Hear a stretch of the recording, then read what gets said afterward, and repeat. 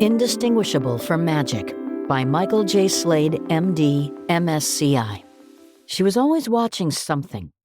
During my 2 weeks on the inpatient service, the dance was the same. I would enter, and she would eventually look up from her iPad, pause her show, and remove her earbuds to chat. She was in her late 20s, and she'd been in the hospital for weeks.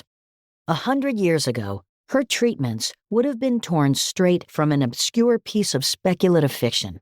She had been raked with electron beams and had her entire immune system destroyed and replaced. She had received molecules directly targeting specific vulnerabilities in her tumor.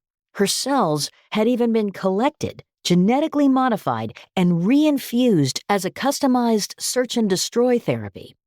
After all this, her tumor was in remission, but her lungs were hanging on by a thread. They were severely scarred by the successive treatments and, per the consulting pulmonologists, a vaping habit that seemed ripped from a futuristic film noir. Week after week, she received high doses of steroids in hopes of quelling the inflammation in her lungs, which led to worsening panic attacks and caused roller coasters of anxiety that often left her hyperventilating and shaking. Despite her illness, she was repeatedly caught vaping in her room by the staff. She wanted desperately to go home, to escape the hovering supervision of the hospital, but the amount of oxygen she needed was too high to manage with concentrators or tanks for more than a few hours. She was barely able to leave her room, chained to the wall by a high-flow nasal cannula. Still, she stayed. She waited. Mostly she filled the empty time with Netflix. She loved the vampire shows, a parade of 2010s schlock that seemed to be churned out in the wake of the Twilight series and was produced at scale with an endless succession of impossibly beautiful people with equally impossible powers. "Never touch the stuff," I would joke after identifying the show she was currently binging.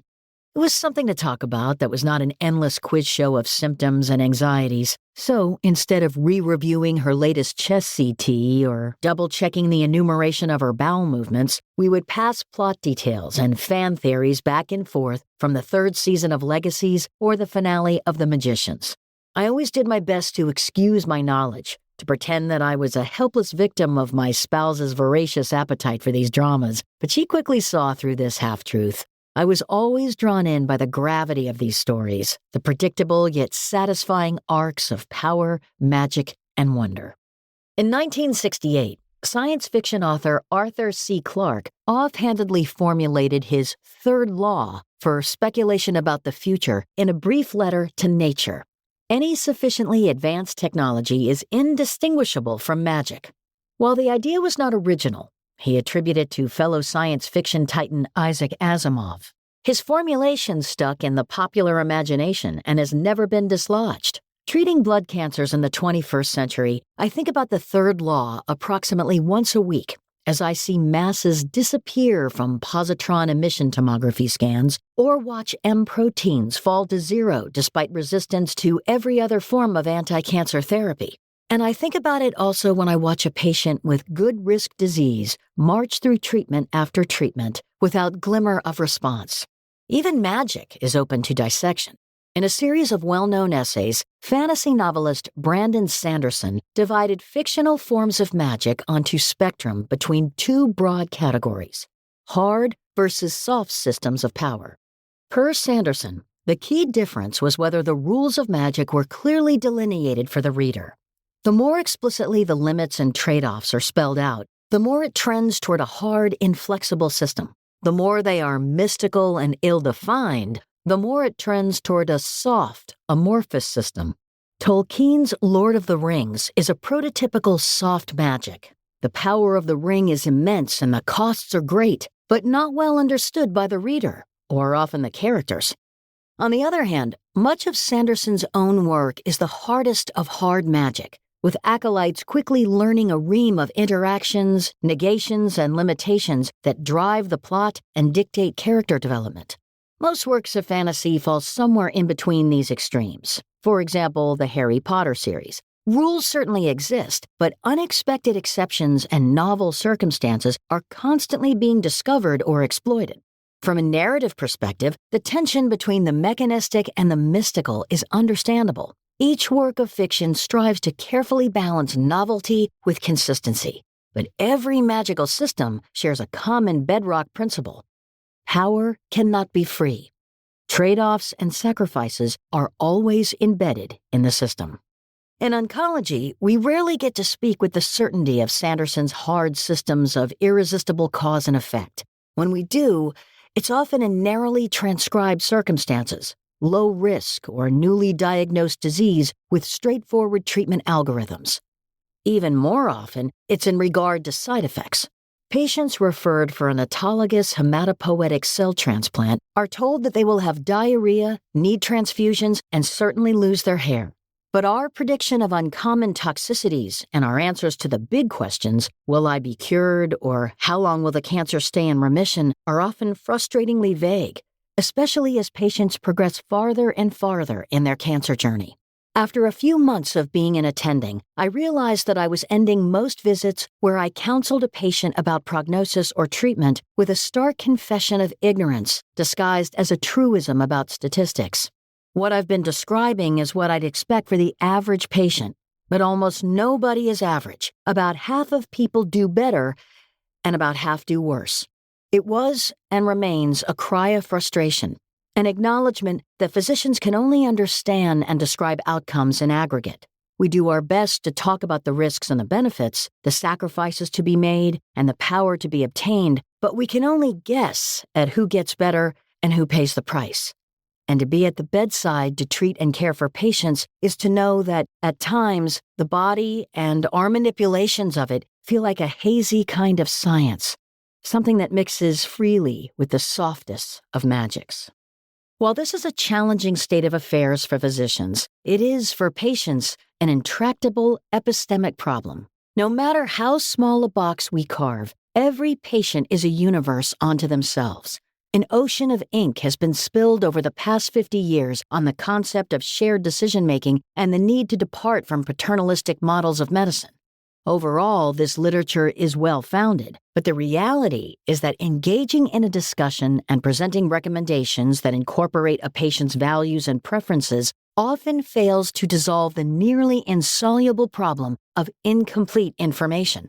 Physicians can only offer odds, and humans are not proportionate statisticians, especially when calculating existential risk. Consequently, many choices within the American medical system boil down to a strange kind of incantation, the call and response of terrifyingly small probabilities, and a steady reluctance to give up on those tiny chances.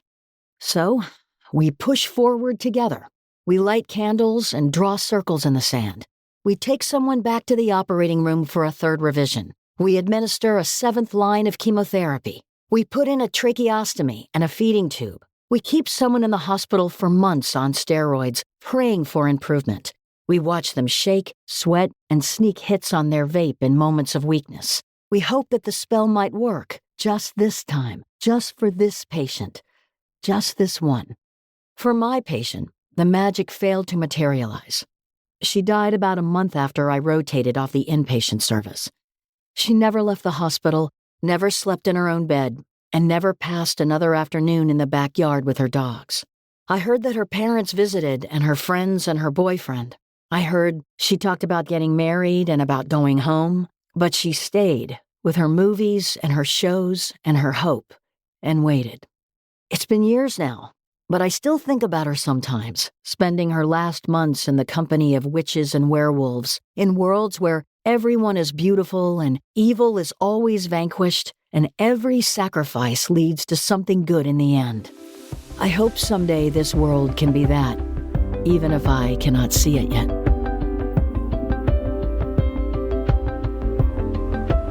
Welcome back to JCO's Cancer Stories, The Art of Oncology.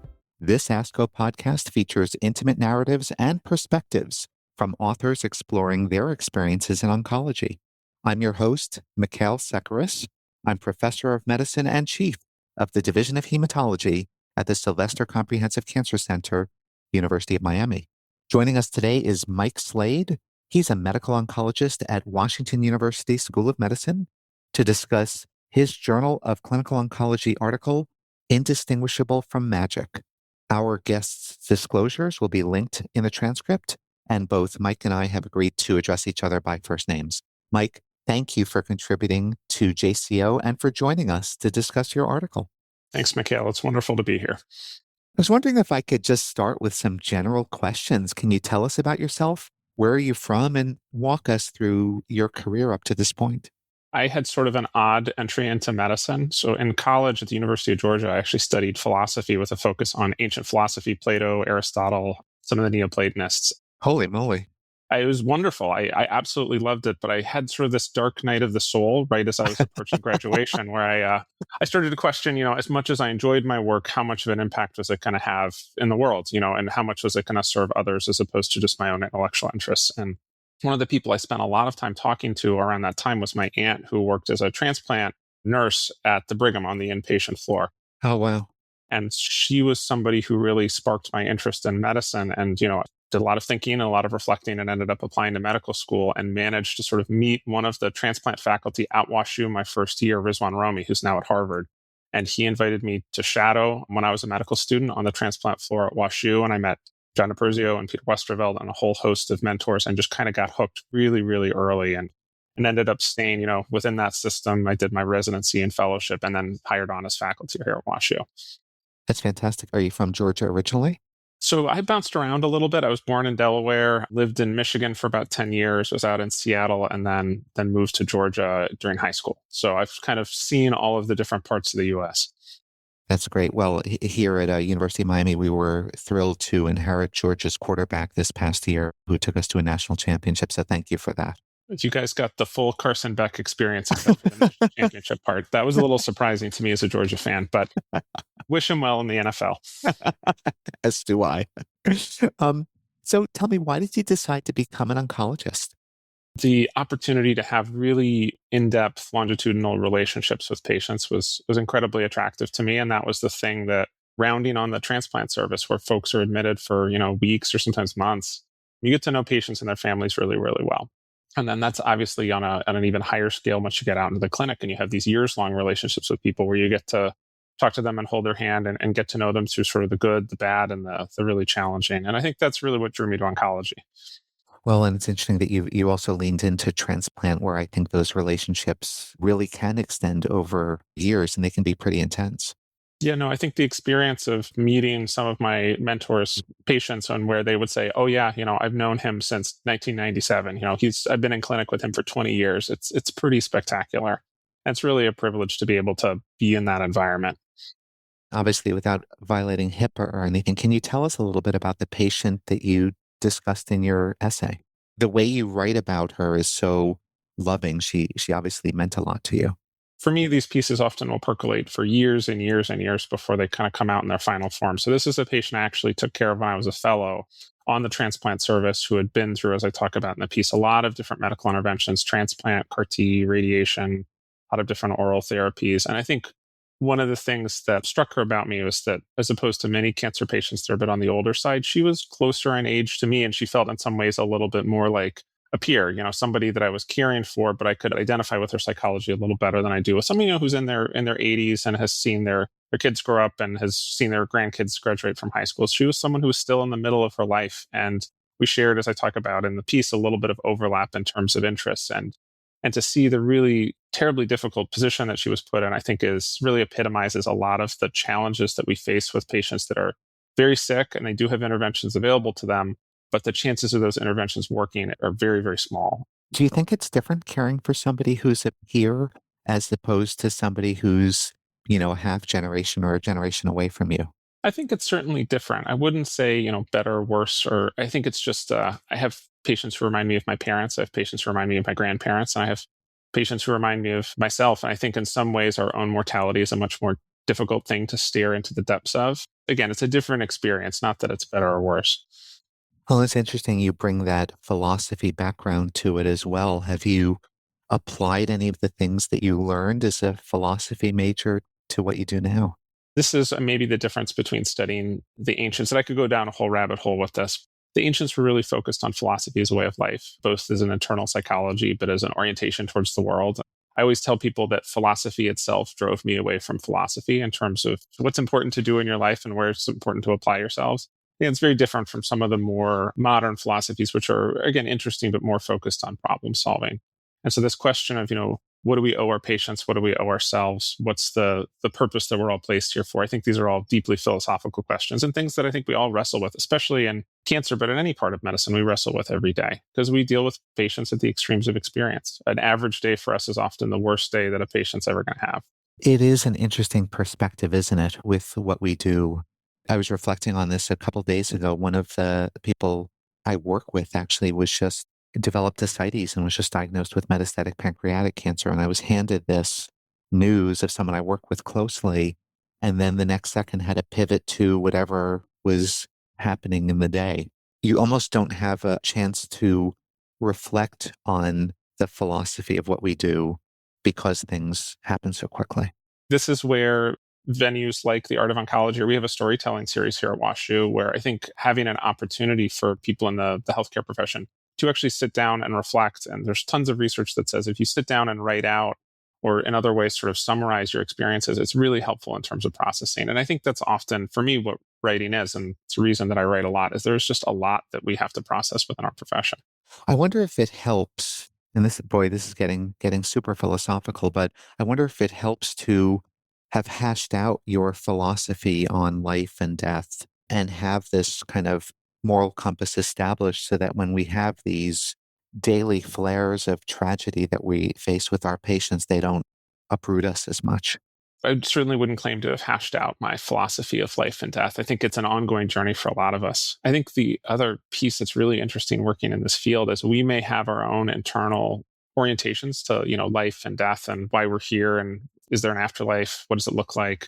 But patients often are coming at it from a completely different perspective, an individual perspective that they have, and finding the right way to bridge with them. Me coming in and talking about Plato or Buddhist philosophy or St. Thomas Aquinas, somebody grew up as a Southern Baptist or they grew up as a Hindu. There may be some crossover there, but I think making sure that we're not presenting our own values as a solution for the patient, but really helping them explore their own values and orientation to these sorts of questions is really, really important.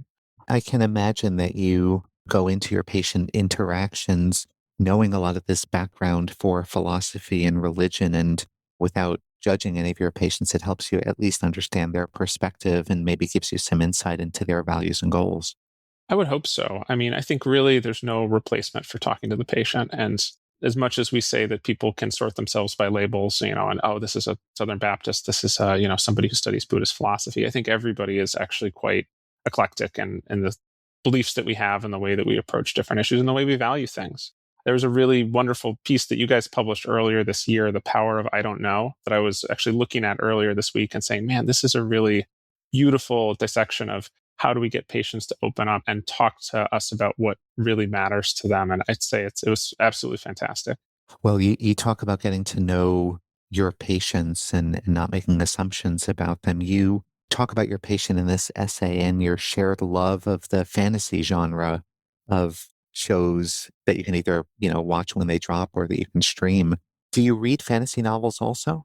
Yes. No, this was my background in all this is when I was very young. I read the Chronicles of Narnia and sort of shortly after Lord of the Rings. And my dad was a big, Heinlein and Isaac Asimov guy. So I was introduced to the Titans very early and have carried that forward as something I really enjoy doing. I think it's just a wonderful way to bend our mind in a particular way that maybe contemporary fiction or historical fiction doesn't. You write in the essay about sometimes the clean lines that fantasy draws between good and evil and characters you root for and people who are forever beautiful. What is it that appeals to you about fantasy? And can you put that in context of being an oncologist? So I think both fantasy and science fiction, which are described often as quarreling cousins that have a lot more in common than they want to admit, is really about questions of the possible. How would the world be if the world was different in some significant way? And I think certainly that helps from a creative perspective, asking questions about our own world and saying, hey, what if things were different? How could we change things? And what would the knock-on effects be? So I think the intellectual exercise of speculative fiction is absolutely wonderful. But I do think that there is a certain satisfaction to these stories that, again, there's all sorts of complexities in well-written fiction, including speculative fiction. But often the good guys win in the end. And often the prices that are paid, they end up mattering in a way that I think sometimes it's hard to really sometimes see clearly in the world that we live in that is often feels random in a way that is hurtful. people make these big swings and they endure side effects and they go through all this treatment. And sometimes they don't benefit in the end. And that's a part of the job. And I think that's a challenge that we struggle with, being the ones who counsel patients about these treatments and people who administer them. In some ways, the arc of speculative fiction is really satisfying, especially against the backdrop of a world that doesn't always work out as well as we want it to. And I'm going to ask you an unfair question. Do you have a favorite fantasy author and why? Oh, man. Asking to choose a favorite child, at least for people who have multiple children. I think I go through different phases. I always go back to the classics. I think I reread Lord of the Rings every 5 or 10 years. And I'm always just struck by the depth of Tolkien's. The world that he built was absolutely ridiculous. He's going to have a depth of his writing that is different from folks that move on to a new setting every few years. There's some really wonderful stuff that's been written that I think is trying to delve a little bit deeper into some of the cultural aspects. There was a book, the author's name was Arkady Martin. It's called A Memory of Empire, that I'd really suggest to people who like science fiction. That's been a recent favorite. I'll let you in on a secret, Mike. I do have multiple children, and I do declare which one of them is my favorite to them regularly. And I actually recommend that as a key parenting skill, because then the kids compete to be the favorite. And they know you're going to change your answer day to day, depending on how they're acting. You do a marvelous job in this essay positioning the incredulity of fantasy shows and books against the fantastical science of cancer care. And you write, I'm going to quote you to you, Arthur C. Clarke offhandedly formulated his third law for speculation about the future in a brief letter, and he wrote, any sufficiently advanced technology is indistinguishable from magic. It's an incredible quote. For you, was there a moment in your career when the magic of what our treatments can do switched over to becoming mundane daily technology, or the opposite, when a new treatment has produced magical results and kind of reinvigorated your incredulity in what we do? There's always a temptation, if you deal with something every day, for it to be considered mundane. Continuing to work with patients really is the grounding mechanism for me to continue to see the wonder in what we do. Because if you have to explain what stem cell transplant or CAR T is to a new patient every week, basically, you get to hook into a little bit of the, I wouldn't say joy, but the wonder of like, hey, wait, so you're going to take my entire immune system and replace it again with a new version of it from stem cells that you've collected from that patient or from a donor. And trying to explain what CAR T cell is to patients is an exercise, and seeing the loops of incredulity and interest in people. You're going to genetically modify my own T cells and they're going to kill my cancer for me. So I think it's easy to continue to see the wonder in what we do as long as you're continuing to care for patients. It sounds like you're almost seeing the magic from your patient's eyes in what we do. No, absolutely. It's a wonderful thing to get to be a part of in terms of the treatment. But it is strange to see how in some cases, things that are supposed to work incredibly well, and this is the flip side of it, things that sometimes we don't expect to work as well, work fantastically well. And some people, we don't understand why they don't have the response that we want them to have. Well, you go on to write about how we try to turn the magical into facts and figures that a person can grasp. And you say, what I've been describing is what I'd expect for the average patient, but almost nobody is average. About half of people do better and about half do worse. It was and remains a cry of frustration and acknowledgement that physicians can only understand and describe outcomes in aggregate. We do our best to talk about the risks and the benefits, the sacrifices to be made, and the power to be obtained. But we can only guess at who gets better and who pays the price. The beautiful few sentences, an incredible sentiment. Do you think we've gotten any better, Mike, at predicting outcomes for an individual than we were in the past? Absolutely. I mean, there's a growing and really robust scientific literature about prognostication. The confidence intervals get narrower the more we use a particular therapy. But I think the challenge with this is always going to be that science continues to advance. And we see this a lot in the myeloma world, where I can quote data from 10 years ago, but the reality is the way that we treat patients now as opposed to a decade ago is completely different. The other disclaimer I'd want to give about this piece is that it's not, in some ways you could view it as a piece about epistemology, how we know things. You could view it as a piece about prognostic methodology. It's not intended as either of those. And I think there's interesting stuff to dive into in both of those topics. But I think really, if I were to choose a sentence or a couple of sentences, which is really the thesis of the piece, you just read them, is that this is a cry in some ways of frustration of the patients who who we thought were going to do well and did very poorly. And then the patients who paid a really high price, and we question, and just like this patient that I described in the piece, we question really what they ended up obtaining in the end. That's always going to be a challenge for us emotionally, and we have to kind of wrestle through it on our own and figure out exactly what the right approach is in those cases. Your essay has a sad ending. Your patient died in the hospital.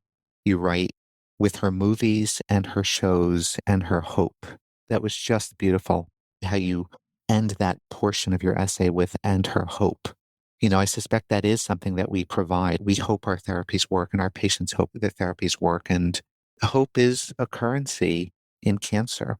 You're such a thoughtful person. Have you ever wondered how you would pass the time in the hospital if you were in the same situation as her?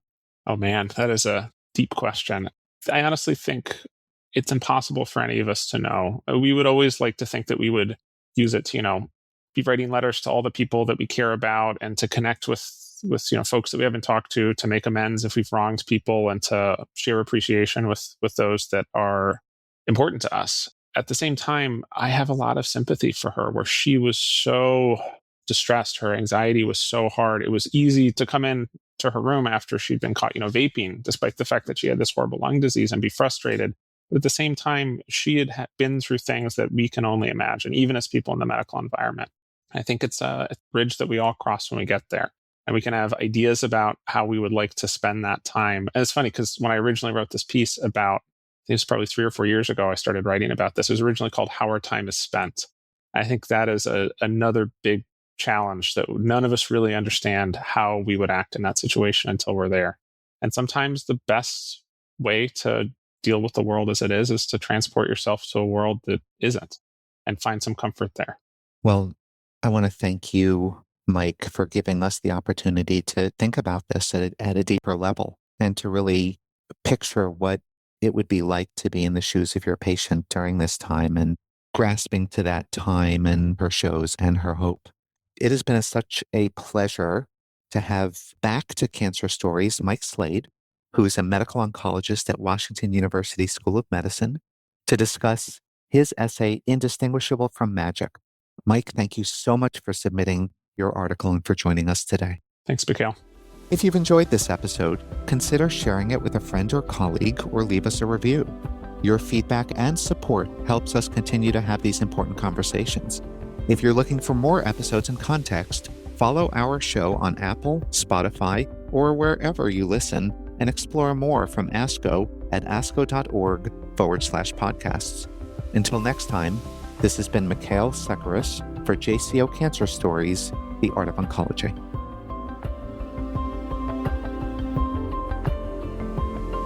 The purpose of this podcast is to educate and to inform. This is not a substitute for professional medical care and is not intended for use in the diagnosis or treatment of individual conditions. Guests on this podcast express their own opinions, experience, and conclusions. Guest statements on the podcast do not express the opinions of ASCO. The mention of any product, service, organization, activity, or therapy should not be construed as an ASCO endorsement.